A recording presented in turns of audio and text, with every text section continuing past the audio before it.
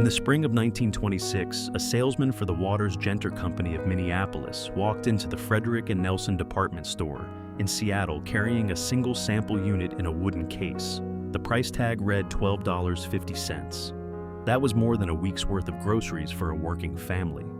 The store manager looked at the machine, looked at the price, and ordered 24 units on the spot. By that afternoon, the Toastmaster Model 1A was in the housewares window on the ground floor. By that winter, there was a waiting list. Not in Seattle alone, across the country. Americans were standing in line to pay twice the going rate for a kitchen appliance that did one thing: make toast. A decade earlier, no such machine existed. Every toaster on the American market required a human being to stand over it, watch it, and pull the bread out before it burned. Most of the time, they were too late. By 2005, a toaster carrying the Toastmaster name sat on a Walmart shelf, priced at $9.99. It had been manufactured in Guangdong Province. Its mechanism shared no engineering lineage, no patent, no principle, no physical component with the machine that had stopped a Seattle department store in its tracks 79 years earlier. The name had survived. The machine had not. But the real story of Toastmaster is not the $9.99 price tag.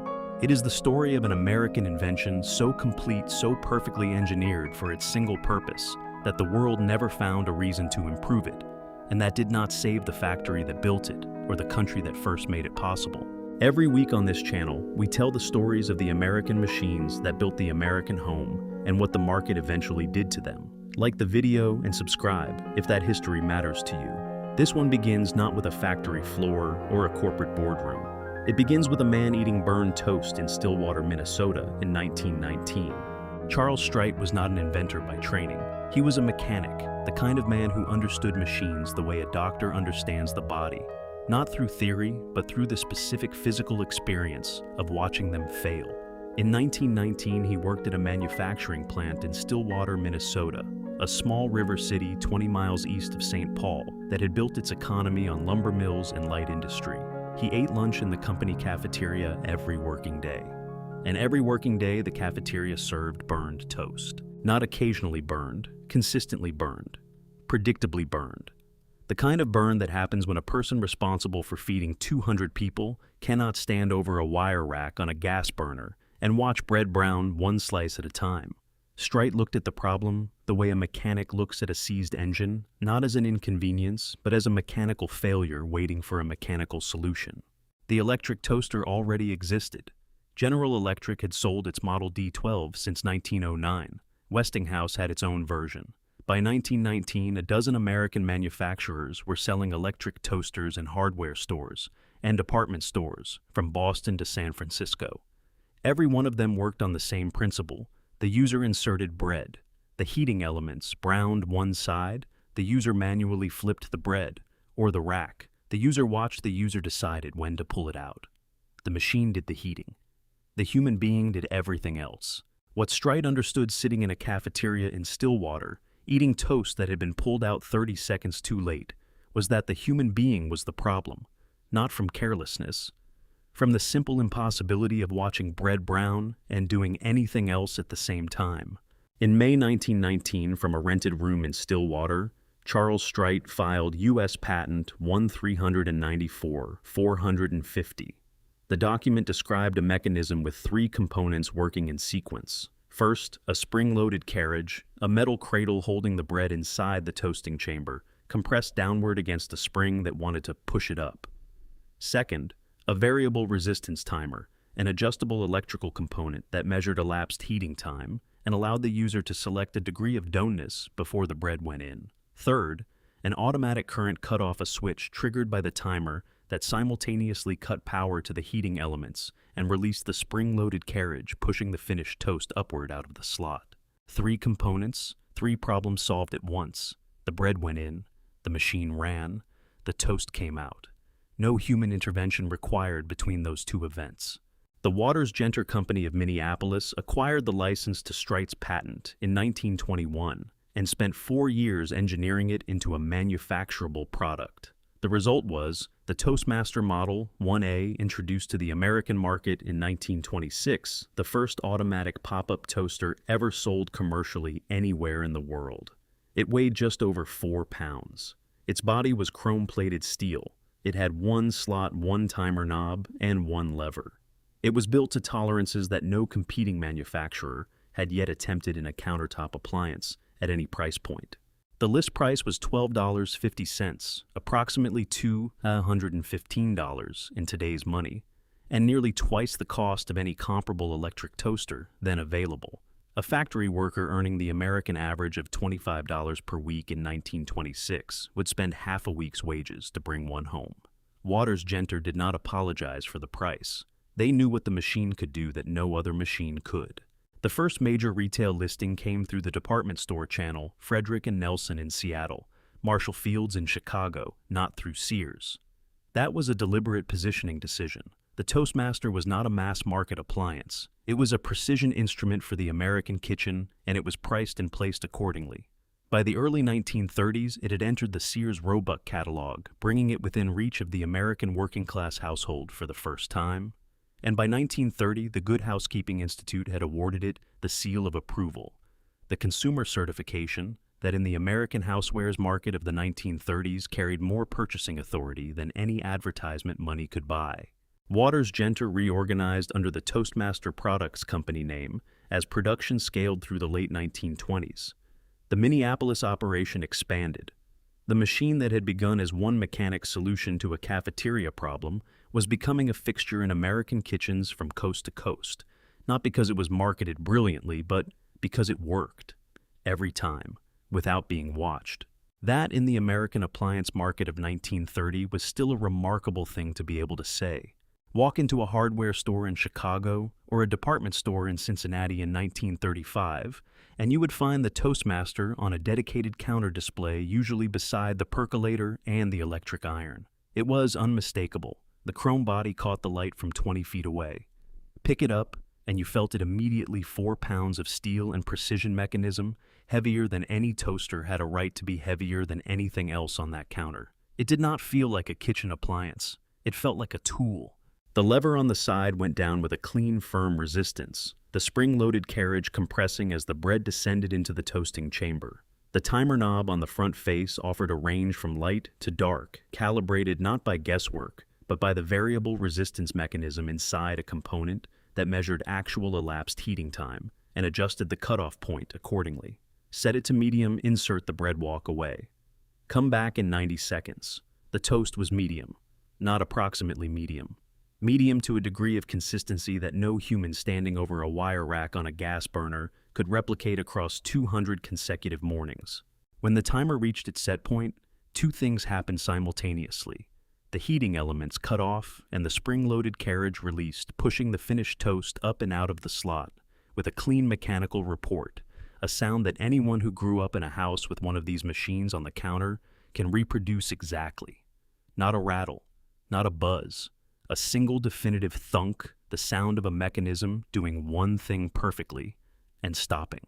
That sound became the sound of American breakfast. In 1926, Toastmaster's closest competitor, the Westinghouse turnover toaster, which required the user to manually flip a hinged rack to brown, the second side retailed for $6.50. The Toastmaster cost $12.50. It outsold the Westinghouse within 3 years of its introduction. Not because Americans could not do arithmetic, but because Americans who had used one understood that the price difference was not a premium for chrome, it was a premium for never burning bread again. By 1929, the Toastmaster had entered the Sears Roebuck catalog, the distribution event that separated a regional premium product from a national American standard. A listing in the Sears catalog in 1929 did not merely reach customers. It reached the catalog's 11 million active American households, including rural families in Iowa and Kansas and Tennessee, who had never set foot in a Frederick & Nelson or a Marshall Field's. The Sears listing was institutional validation of a specific and consequential kind. Sears did not carry appliances it could not sell in volume, and it did not carry appliances that generated warranty returns at scale. The Good Housekeeping seal of approval followed in 1930. The seal awarded by the Good Housekeeping Institute after independent product testing was the consumer certification that moved purchasing decisions in the American housewares market the way a doctor's recommendation moved pharmaceutical sales. Losing the seal was a catastrophe. Earning it was a decade-long competitive moat. Toastmaster held it, and its competitors knew what that meant. The institutional adoption that followed was systematic. The United States military equipped its base commissary breakfast facilities with Toastmaster commercial units during World War II machines, built to the same mechanical standard as the household model scaled for volume service. American hotel chains, including Statler Hotels and the Hilton properties, standardized Toastmaster units in their dining room breakfast service through the 1940s and 1950s. Hospital cafeterias, university dining halls. The commissaries of American military installations from Fort Bragg to Camp Pendleton. Each institutional buyer made the same calculation. The machine cost more, it lasted longer, and it never required someone to stand over it. The American moat that Toastmaster built between 1926 and 1950 was not a marketing moat. It was a mechanical one. The variable resistance timer, the spring-loaded carriage, the automatic current cut off the three-component sequence that Charles Strite had designed in a Stillwater boarding house, proved extraordinarily difficult to replicate at the Toastmaster's price point. Competitors spent 15 years producing machines that approximated the mechanism. None of them produced a machine that matched it. The name on the chrome was not decoration. It was a promise that the bread would not burn. For 30 years, that promise held without exception. But 30 years is a long time, and the forces that would eventually break that promise were already moving in post-war Japan, in the corridors of American conglomerates, and in the pricing logic of a retail model that the American appliance industry had not yet learned to fear. In the autumn of 1945, 12 million American servicemen began coming home. They came back to a country that had spent 4 years making bombers and battleships instead of kitchen appliances, and they came back with something the Depression generation had never had in combination: steady wages, federally guaranteed mortgages, and a specific, precise vision of what the American home was supposed to look like. The GI Bill did not merely finance houses, it financed kitchens, and the kitchen of the post-war American imagination had a counter, and on that counter, beside the percolator and the Sunbeam Mixmaster, there was a chrome Toastmaster catching the morning light. The demand that had been compressed by 4 years of wartime production rationing released all at once. Toastmaster Products Company, by then operating under the umbrella of McGraw-Edison, the Illinois-based industrial conglomerate that acquired the brand in the mid-1940s, expanded production to meet it. The Minneapolis manufacturing operation scaled. New models entered the line: the 1B, the 1C, the 2-slice B1, and eventually 4-slice models for the larger post-war family kitchen. Each new model carried forward the essential Strite mechanism: the timer, the carriage, the cutoff in a chrome body that grew slightly more streamlined with each iteration, but never abandoned the physical weight and mechanical precision that had defined the original. Every Levittown home built in Nassau County, New York between 1947 and 1951 came with a builder's recommended appliance list. The Toastmaster was on it alongside the Frigidaire refrigerator and the Bendix automatic washer as one of 3 appliances the GI Bill generation was understood to need before the first morning in the new house. These were not luxury recommendations. They were the domestic infrastructure of a generation that had earned, in the most literal possible sense, the right to a kitchen that worked. The Statler Hotels chain, operating 44 properties across the United States by 1950, standardized Toastmaster commercial units in every dining room breakfast service. The calculation was the same one: every institutional buyer made a machine that required no supervision, freed a breakfast line worker to do something else. At 44 properties running breakfast service 6 days a week. That calculation compounded into a staffing efficiency that no competing toaster could match at any price point. The United States Army standardized Toastmaster commercial units in its base commissary breakfast program beginning in 1944. The machines purchased in that procurement cycle were still in daily service in 1962. They had been recorded, once cleaned 10,000 times, and calibrated twice by post-exchange maintenance staff. No replacement order was issued because no replacement was needed. When the Army's procurement office reviewed the commissary equipment inventory in 1963, the Toastmaster units were listed in the same condition category as the stainless steel prep tables they sat beside: functional, maintained, indefinitely serviceable. The University of Michigan equipped its residence hall common kitchens with Toastmaster 4-slice units in 1953. So did Ohio State. So did the University of Illinois. The machines that a generation of American students used every morning before class were the same machines mechanically identical built to the same tolerances that their mothers used at home. The Toastmaster was not a premium appliance and a commercial appliance. It was one machine that worked in both contexts because it had been built to a standard that did not distinguish between them. By the mid-1950s, 1 in 4 American households owned a Toastmaster. Consumer Reports, which had been rating American appliances since 1936, listed Toastmaster among its recommended models in every evaluation through the decade.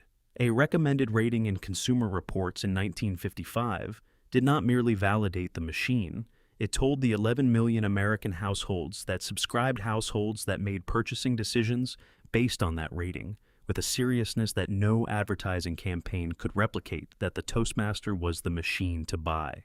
And they bought it. The sensory experience of a Toastmaster on the kitchen counter in 1958 is not a matter of nostalgia, it is a matter of physical record. The smell came first, not the sharp, acrid edge of a cheap resistance coil running too hot, but the slow, even warmth of bread browning from the inside out under calibrated heat. It was the smell of a controlled process of a machine doing exactly what it had been set to do at the temperature and for the duration that the timer had specified. Anyone who grew up in a house with one of these machines knows that smell the way they know the smell of coffee percolating or bacon in a cast iron pan. It was the smell of a morning that was going to be all right. Then the sound. The bread went in, the lever went down with a firm, clean resistance, not the loose rattle of a cheap spring, but the compressed authority of a mechanism under tension, holding the carriage in place against a spring that was ready to release the moment the timer said so. And then, 90 seconds later, or 3 minutes later, depending on what you had set, the cutoff fired and the carriage released, and the toast came up with a sound, one single mechanical thunk, that was so consistent, so precisely the same every single morning for 20 years, that the children in the house learned to hear it from the next room and know that breakfast was ready.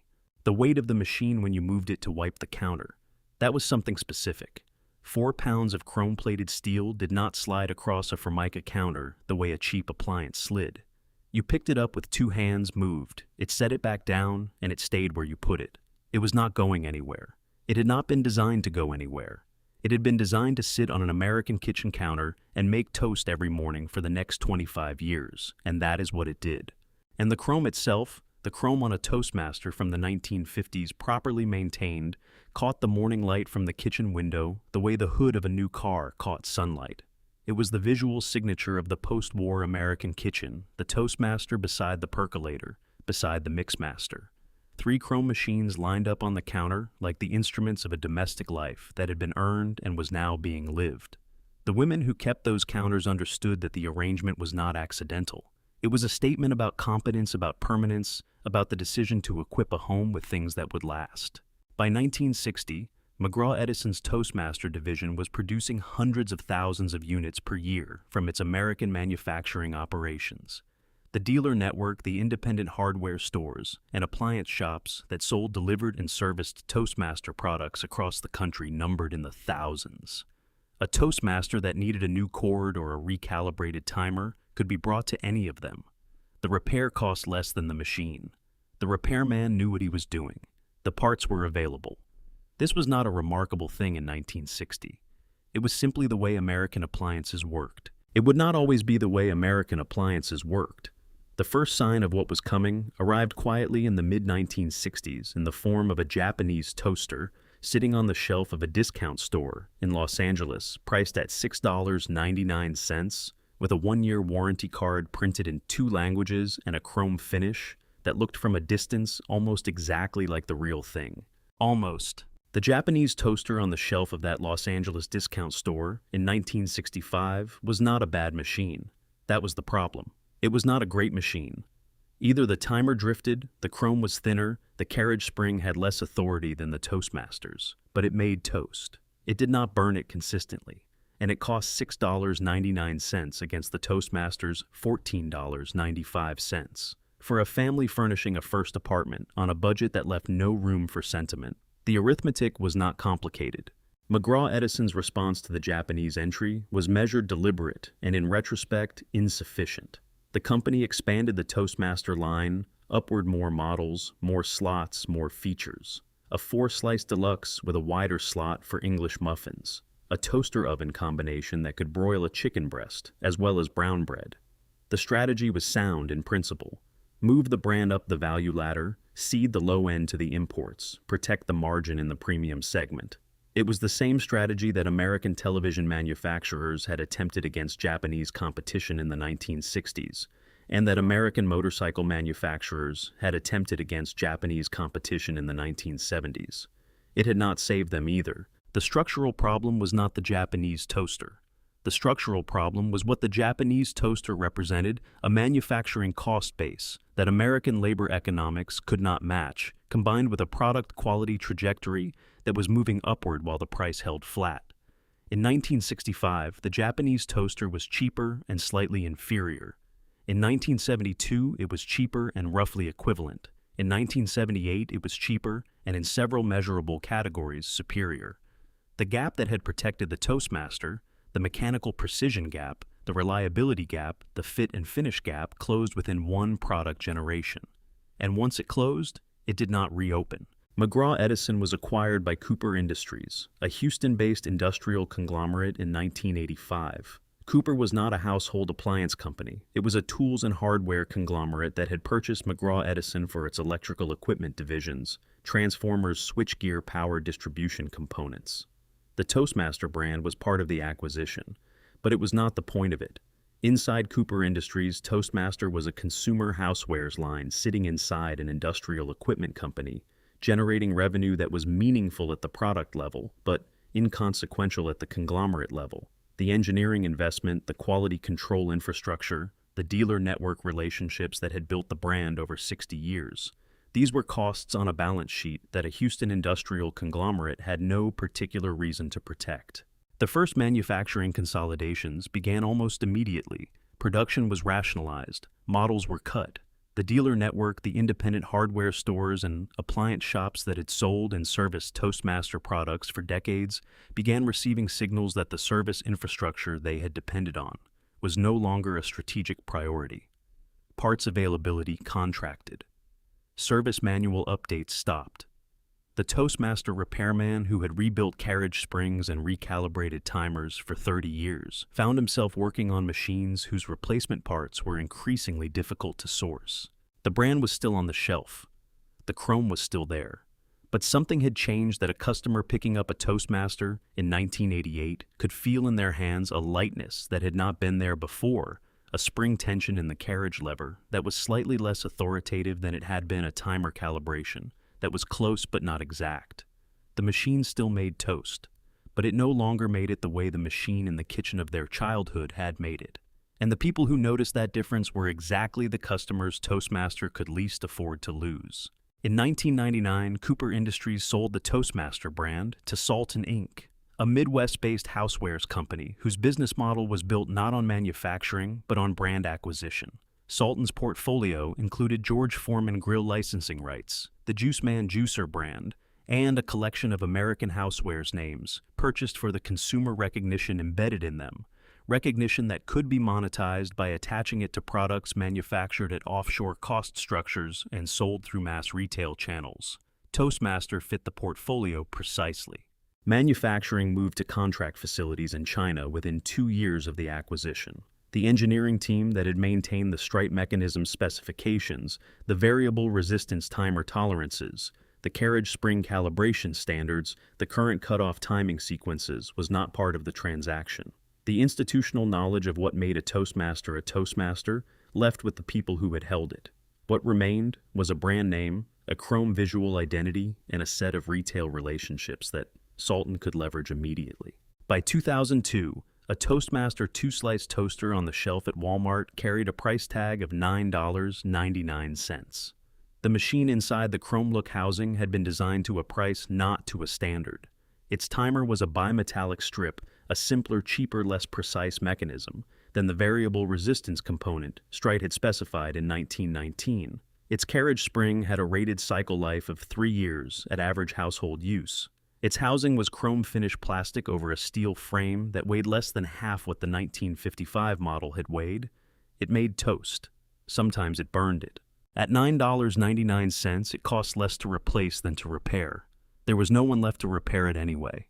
The cascade that followed was swift and without drama. The independent hardware store dealers who had built their service relationships around the Toastmaster line had already been displaced by Circuit City and Best Buy through the 1990s. The appliance repairmen who had serviced Toastmaster units for 30-year careers had retired without successors. The parts supply chain and the carriage springs, the timer components, the heating element assemblies that had kept 1950s Toastmasters running into the 1980s had been discontinued years before the brand changed hands. Sears listed a Kenmore-branded toaster beside the Toastmaster on its floor. The Kenmore cost $12.99 and was manufactured by the same Guangdong contract facility. Best Buy carried Hamilton Beach and Black & Decker at comparable price points. The countertop toaster had become a commodity, a product category defined entirely by price, in which the name on the front panel was a marketing decision rather than a quality signal. The name on the front panel. That was all that remained of Charles Streit's three-component mechanism of the Waters-Genter engineering operation of the McGraw-Edison production lines of the hardware store repairman who had driven 40 minutes to recalibrate a timer in 1974. The chrome was plastic now. The spring was rated for 3 years. The toast came out medium most of the time.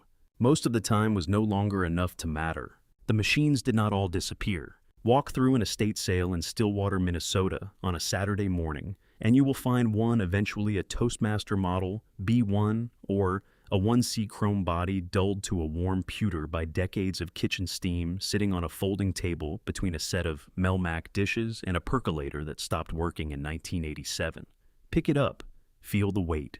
Press the lever down and listen to the carriage compress against the spring. It still has authority. It still feels like something built to last longer than the person selling it. On eBay, Toastmaster chrome models from the 1930s and 1940s, the original pop-up designs with the single slot and the Bakelite timer knob, sell for $85 to $180 in working condition.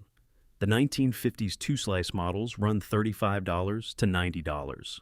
Fully restored examples with recorded wiring and recalibrated timers reach $150 to $220, and they sell within days of listing. The buyers are not collectors in the narrow sense. They are people who remember what a toaster was supposed to feel like, and who have concluded that the only way to own one again is to find the original.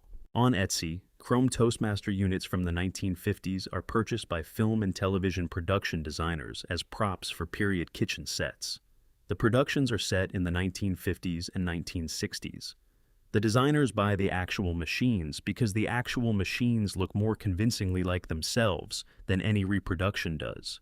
There is an irony in that which the people on both ends of those transactions understand without needing to name it.